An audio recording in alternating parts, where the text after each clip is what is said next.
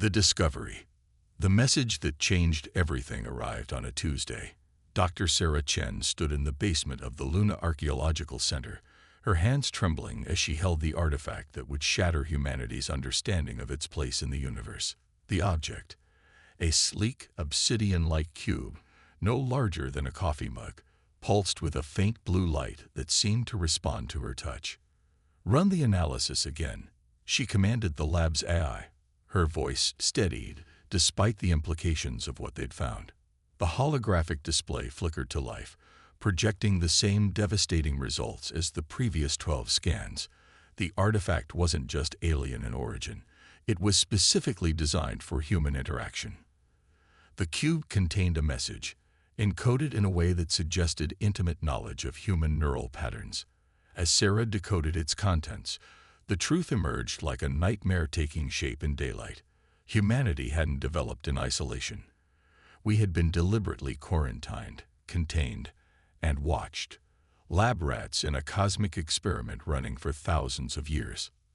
Above her, through layers of lunar regolith and reinforced ceramic grate, Earth hung in the black sky like a blue jewel. Sarah thought about the billions of people going about their lives, unaware that their entire history had been carefully orchestrated by beings who saw them as both fascinating and dangerous. The artifact's message was clear. Protocol 147 remains in effect. Human civilization continues to display concerning levels of adaptation and innovation. Recommend maintaining quarantine status. They must not be allowed to reach their full potential. Sarah's comm unit chimed. An incoming priority message from Mission Control. Dr. Chen, we're detecting multiple objects decelerating from FTL at the edge of the solar system. Size and energy signatures suggest artificial construction. We're about to have company. She looked at the artifact again. Its pulsing now seemed almost mocking. Humanity's isolation was ending, ready or not. But the quarantine's architects had made one crucial mistake. They'd given humans time to perfect what they did best: adapt, innovate, and overcome. As the first alien ships approached Earth orbit, Sarah sent a single message to the UN Security Council. They tried to cage a species that never evolved to accept chains. Within hours, the alien ships had taken position around Earth's major population centers. Their design defied human engineering principles. Massive crystalline structures that seemed to float in violation of known physics. The UN Security Council convened an emergency session as governments worldwide scrambled to maintain order. Sarah's discovery had given humanity one crucial advantage: knowledge. The quarantine protocol described in the artifact suggested these beings feared human potential. The question was why. Admiral James Rodriguez stood before the hastily assembled Joint Chiefs, his weathered face illuminated by holographic displays of the alien vessels. "Ladies and gentlemen, we're looking at technology centuries beyond our current capabilities. Traditional military response would be suicide." "Then what do you suggest, Admiral?" The chairman's voice was tense. "We use what they fear against them. Their own message tells us they're terrified of human adaptation and innovation. I say we show them why." Across the globe, humanity demonstrated why it had survived ice ages, plagues, and its own destructive tendencies. Instead of panic, there was determination. Instead of surrender, there was calculation. The first contact message arrived as expected.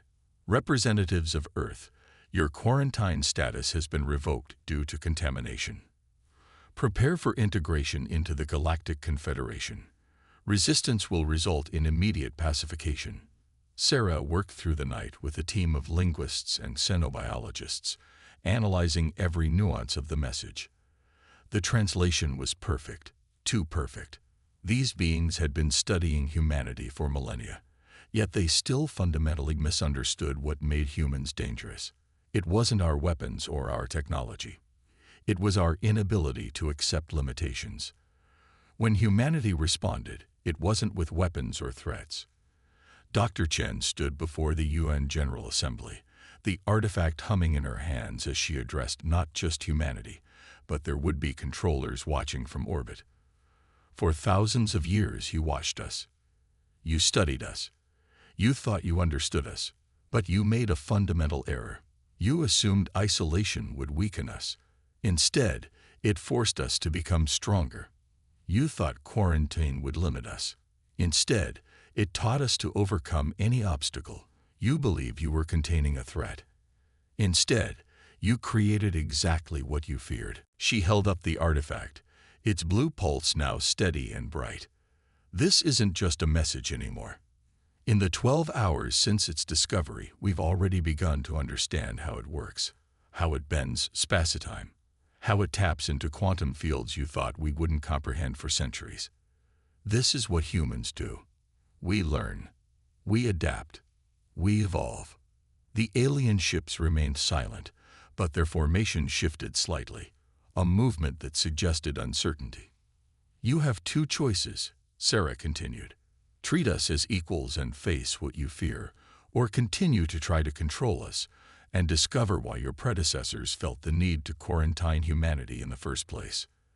As she finished speaking, hundreds of similar artifacts across the globe began to activate, each one responding to human touch, each one revealing more secrets about the beings who had tried to play God with human destiny. The quarantine was over, but its architects were about to learn that some species evolved stronger in isolation, and that humanity had spent thousands of years unknowingly preparing for this exact moment. The real question wasn't whether humanity would join the galactic community. The question was whether the galactic community was ready for humanity. Diplomatic deception. The Galactic Confederation's embassy on Luna dwarfed every human structure on the satellite, its crystalline spires reaching toward Earth like accusing fingers. Inside, High Counselor Zixtol reviewed reports of human activity with growing concern. In the 3 months since first contact, humanity had already begun to unravel technological principles that should have taken centuries to comprehend. Impossible, Zixtol muttered, their bioluminescent patterns flickering with distress. They've already reversed-engineered quantum communication principles from a single artifact. Ambassador Elena Martinez sat across from the alien dignitary, carefully hiding her satisfaction behind a mask of diplomatic courtesy. We're eager students, Counselor. Surely that's not a crime under Confederation law. The alien's translucent appendages rippled. No, but the speed of advancement is concerning. The quarantine protocols existed for a reason, Ambassador. And yet here we are. Martins replied smoothly. Perhaps it's time to discuss why those protocols were implemented in the first place. Before Zixtol could respond, a junior aide burst into the chamber, their crystalline exoskeleton vibrating with urgency. High Counselor, we've detected unauthorized transmissions from Earth to the Rithar system. Martinez kept her expression neutral, but internally she smiled. Right on schedule. The Rithar, another quarantine species the humans had discovered in their rapid combing of Confederation data networks. Like humanity, they had been isolated, studied, and contained. Unlike humanity, they hadn't managed to break free. Yet, this is precisely what we feared. Zixtol rose, towering over Martinez. Your species cannot be trusted with galactic technology. You're already attempting to destabilize established orders. Martinez stood as well, her voice firm. Interesting that you'd immediately assume we're causing destabilization. Could it be that you're afraid we'll expose something? Perhaps about how many other species you've imprisoned in their own solar systems. We protect the galaxy from chaos. No, Martinez's eyes hardened. You protect your power from change. But change is coming, Counselor. Humanity isn't just going to sit quietly and accept your version of galactic order. As if to punctuate her words, every display in the embassy suddenly flickered, showing the same message in Confederation standard script. PORTOCOL 147 status failed. Containment BRECGD. Adaptation in progress. Zixtol's color patterns shifted to deep crimson. What have you done? We, Martine smiled. We're just eager students, remember. But you might want to check on your other quarantine sites. It seems your protocols aren't as secure as you thought. Across the galaxy, on dozens of worlds, ancient artifacts were awakening. Species that had been isolated for millennia were receiving their first messages from beyond their solar systems. The careful order the Confederation had maintained for eons was beginning to unravel, and humanity was just getting started. The Silent Revolution. The Rithar Collective's central hive mind nexus pulsed with newfound energy. After millennia of isolation, they were finally connecting with another species, one that understood what it meant to be caged. Dr. Sarah Chen stood before the massive neural interface, marveling at how the Rithar had evolved to process information as pure energy. Where humans had developed digital technology, the Rithar had become living computers. No wonder the Confederation had feared them. Your adaptation to isolation was remarkable. The Rithar consciousness communicated directly into her mind. Where we turned inward, you reached outward. Together, we become something new. Sarah nodded, watching as human quantum computers synchronized with Rithar neural networks across spacetime. The Confederation thought isolation would weaken us. Instead, it forced us all to evolve in ways they couldn't predict. The combined human Rithar information network was already spreading to other quarantine species, the crystalline Zinfar, masters of light manipulation, the gaseous void dancers, who had learned to bend gravity, the silicon-based lithoids, who had developed technology that could reshape matter itself. Each species had adapted to their prison in unique ways.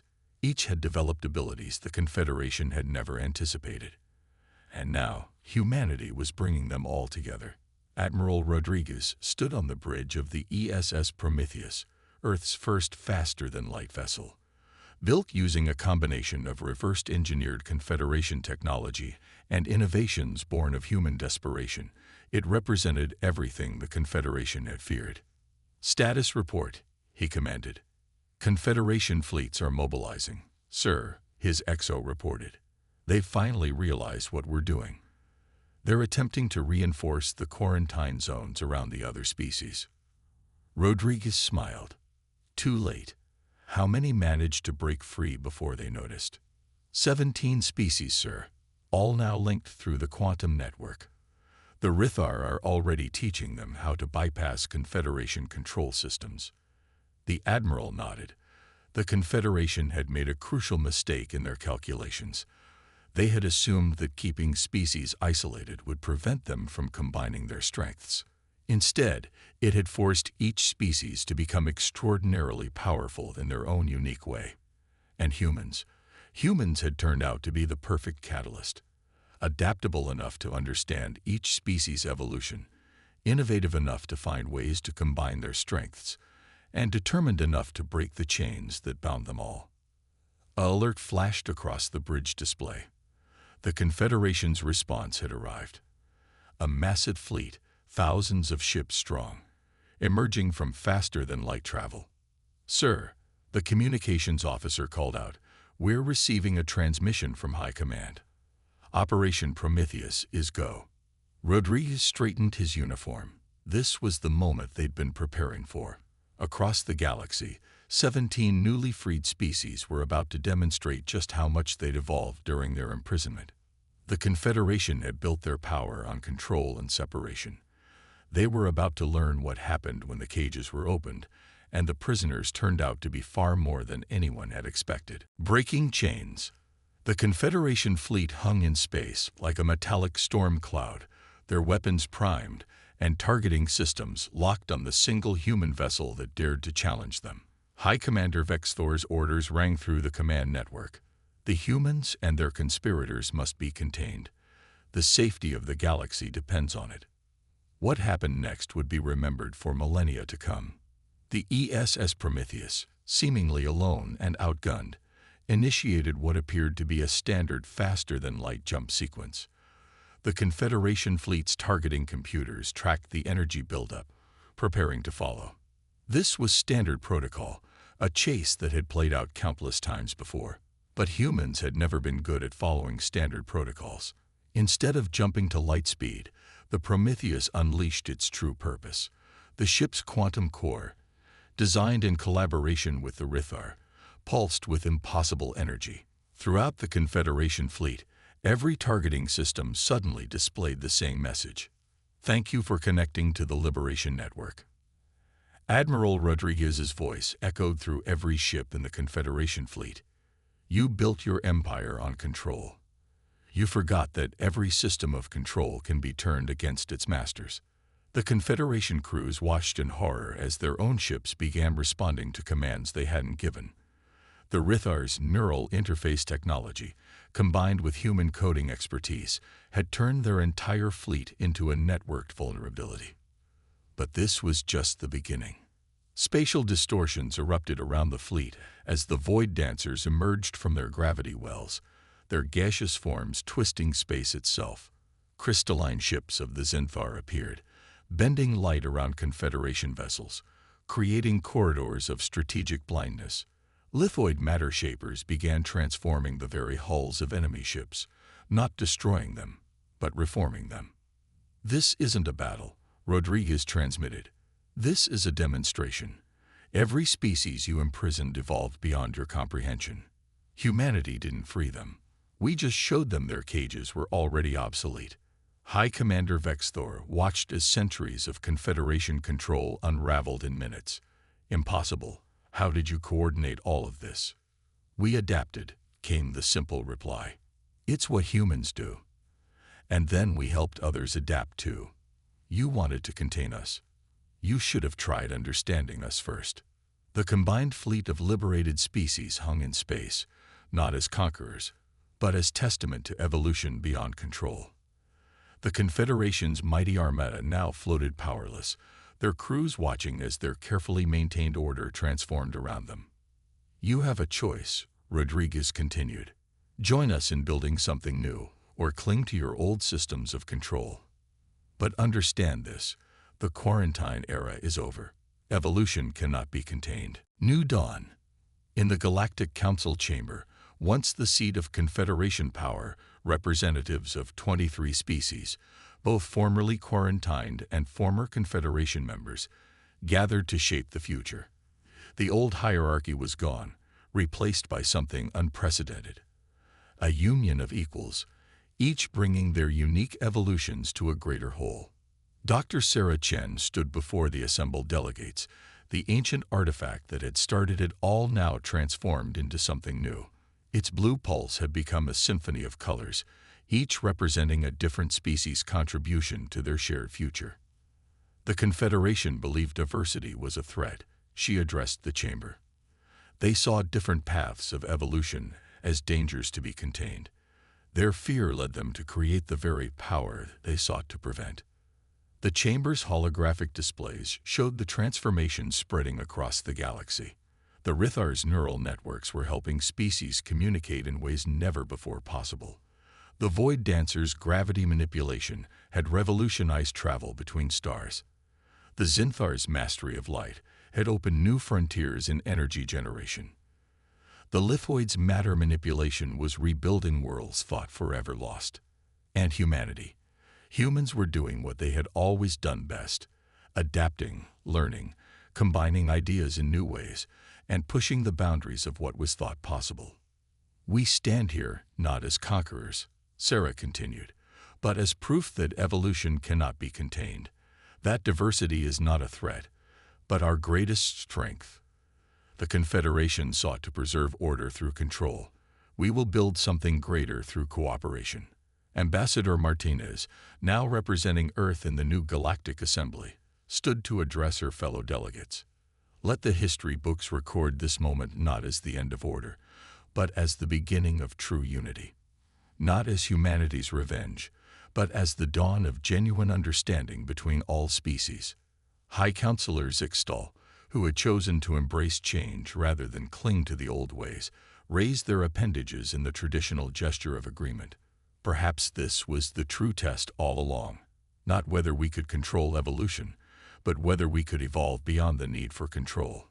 Admiral Rodriguez, watching from the Prometheus, now a symbol of transformation rather than warfare, sent a final message to Earth. Mission accomplished. The chains are broken, not just for humanity, but for all. As the Assembly ratified the new Galactic Charter, the artifact in Sarah's hands pulsed one final time, its message now transformed. Protocol 147 terminated. New protocol established. Unity through diversity. The evolution continues. Across the galaxy, the lights of 1,000 worlds shone brighter, each one free to forge its own path, while contributing to something greater than themselves. The age of quarantine was over. The age of shared evolution had begun. And humanity, the species that had refused to accept its cage, had learned perhaps the greatest lesson of all. True strength lies not in standing alone, but in helping others rise alongside you. High above Earth, where this story had begun, a new generation of ships prepared to venture into the unknown. Their crews were no longer just human, but represented all the species who had chosen to share their journey. They carried with them not weapons of war, but tools of discovery, not fears of difference, but hopes for what they might learn from each other. The universe was vast, and somewhere out there, other isolated species might be waiting to join their fellowship of the free. Humanity had broken its chains, and in doing so, had helped forge something unprecedented. A galaxy where evolution was not feared, but celebrated, where difference was not a threat, but an opportunity.